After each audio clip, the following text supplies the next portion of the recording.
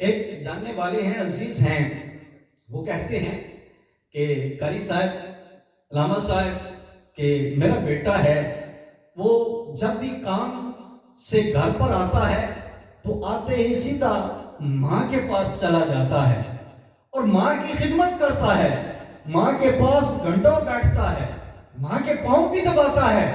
لیکن قاری صاحب آپ میرے بیٹے کو سمجھائیں نا، مانا کیا کہتے ہیں، بزرگ کیا فرماتے ہیں، ان کے جذبات سمجھیے گا۔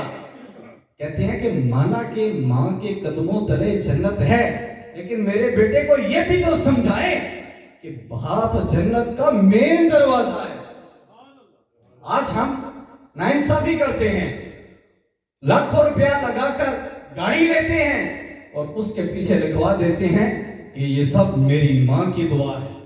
تو نعوذ باللہ کے والد بد دعائیں کرتا رہا ہے۔ پیسے کس کے ہیں؟ پیسے والد سے لیے، گاڑی بھی لے کر آیا اور لکھوا دیا یہ سب میرے ماں کی دعا ہے۔ یار اللہ کے بندے، لکھوانا ہے تو یہ لکھوا کہ یہ سب میرے والدین کی دعا ہے۔